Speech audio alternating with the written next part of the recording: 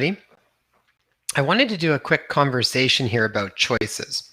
So I was recently talking to a patient a little while ago, and they basically are in this situation, which I find lots of people are right now, where things are more locked down, so they're kind of stuck. They're not able to get out and away from their situation quite so easily.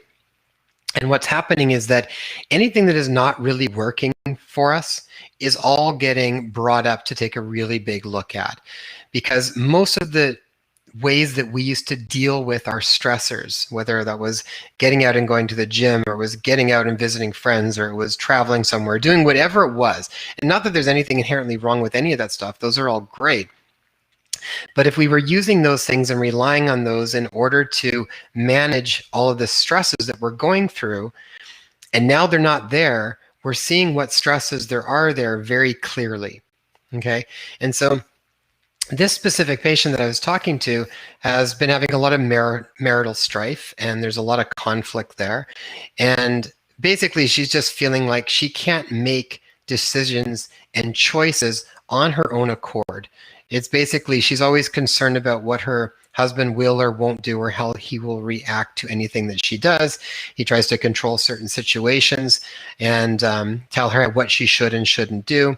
And this is really coming to a head right now. And I think that this is a timely conversation to have, because I've seen this come out clinically with lots of different people, whether it's with their partner, whether it's with their kids, whether it's situations with family, whatever it might be. A lot of people's stressors and challenges are really showing themselves very clearly right now.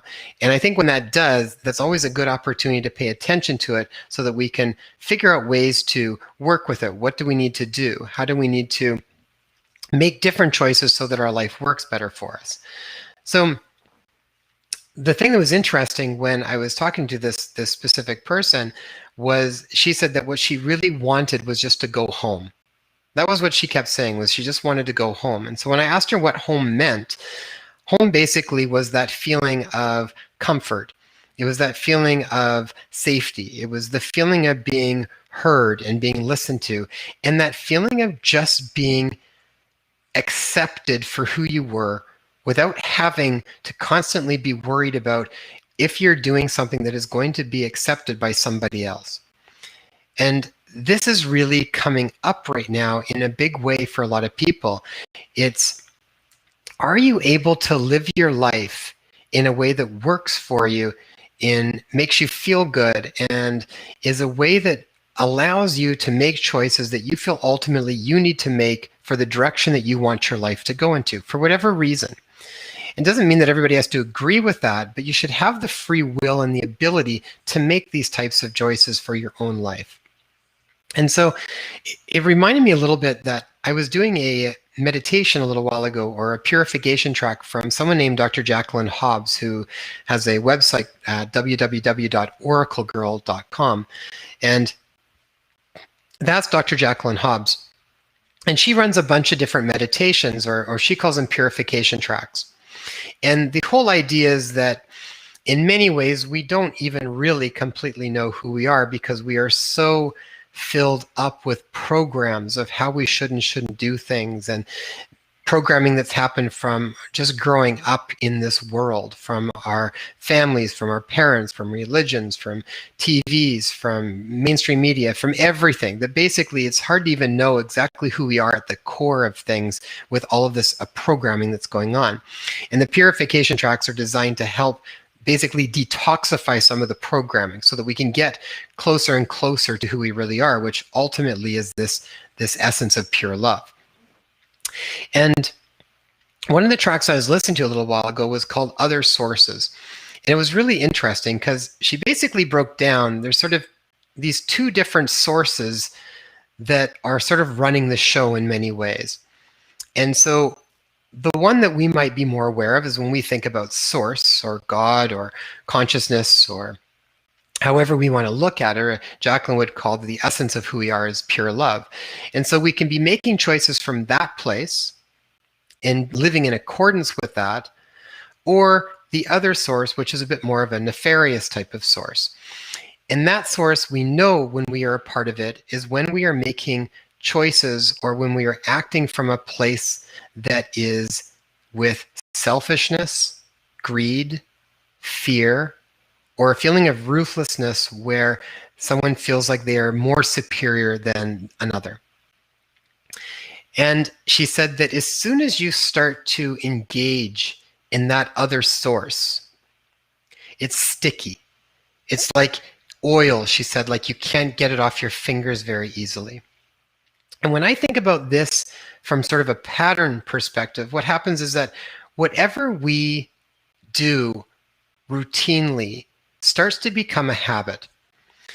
And we need to sometimes step back and just genuinely ask ourselves when we are doing things, what is the real reason I am doing that? What is really at the root or the intent behind my actions? And if we routinely are doing things out of a place of fear of what will or won't happen if we do or don't do something, or if it's coming out of a place of lack where we are coming from a place of selfishness or greed or a feeling of judgmentalism where we're feeling better than somebody else, we got to remember that the more that we do that, it gets really sticky and it becomes more of our default pattern. We start to live our lives more and more in that way. We just do these things habitually. I remember I've talked to many people before about how many times do we act out of fear for what we think will or won't happen if we do or don't do specific things. These are incredibly important questions to ask ourselves, because if we do that unconsciously, we are going to create more and more of that in our lives. That will become a default pattern that we will go to over and over again. And Jacqueline was saying in this that the only way to get out of it is to essentially not be a part of it. So, which means we have to really catch when we are making decisions from these places of fear, selfishness, greed, or a feeling of being better than somebody else. And we have to catch ourselves and consciously then choose to make a decision that's coming more from a place of love for oneself and for others. And the more that we do that, eventually then that starts to become the default. And right now, I think we are all being given the opportunity to pay attention to the choices that we are making and actually catch how they make us feel. So in the example that I was talking about with the patient of mine that was going through that, she literally didn't feel like she could do or make choices that felt right for her for fear out of how it was going to affect somebody else. Or she felt like she was being controlled to a point that they were trying to tell her what choices she should make, regardless of how they felt inside of her. So what I implore everybody to do right at the moment, this is something that we're doing on a regular basis. I sit with this regularly because there's so many things that we do unconsciously just because we have done them or because we've been told to do them or we think that they're a good idea.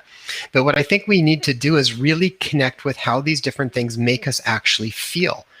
It's this idea of resonance. Do these things resonate with us or do they not resonate with us? And you don't always have to try and figure out intellectually why or how or all these different things. You just have to first get connected to what actually is the resonance. Do you feel like you are resonating with your choice or not? And if something feels off to you about it, if something feels uncomfortable to you about it, that is information and awareness that we need to be able to pay attention to. I'm not saying what you need to do with that. Everybody's got different decisions on what that is. And I often tell people, you can either leave a situation, change the situation, or change the way you react to the situation. Those are always three options that we always have. And depending on the circumstances and the individual and the dynamics around it, one of those options is going to feel better for you than another. But the goal is that you have to keep coming back and listening to how things are happening and how they're feeling for you. I think ultimately the best measures that I have for our life is how am I feeling on a regular basis and what is my life showing me? You got to remember that our outer world will constantly reflect back the changes that we need to make on the inner landscape. And as I make changes in the inner landscape, I will start to see that showing back to me through the external world.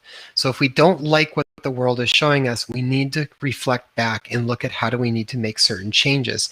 And understanding where we are making our choices from makes a big difference. I remember I was in a relationship at one point, and I feel like most of my choices came from a place of trying to avoid creating conflict.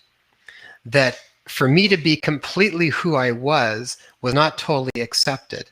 And so what happened was that I had to sort of, if I was originally, if I was going to just naturally do something, I actually kind of pulled back from doing it because of worry about how that was going to be received. And I stayed in that for probably much longer than I should have, out of my own insecurities and fears that I was working with at the time. But whenever you start to feel that that is going on, you have to pay attention to it. It's really, really important. Those are the inner signs when we feel discomfort around things like that. You have to pay attention to it and then decide if that is how you want things to move forward or not. I asked this patient if she had another 25 years left, would she be comfortable living in the same way that she is? And if the answer is absolutely not, then don't wait for 25 years to make those changes. Figure out what needs to be changed and what is going to work better for you, what kind of choices you want to make that come more to places for love for self and others, as opposed to coming from a place of fear, worry, greed, selfishness, or judgmentalism of being better than somebody else. So go through your day. You'll get opportunities today. I guarantee you at some point, you'll be able to reflect on this. So take a moment. Doesn't mean you have to make any major changes right now. The first part is just awareness. Just become aware if any of these things are going on. Okay, everyone. Love and blessings to everybody, and I will talk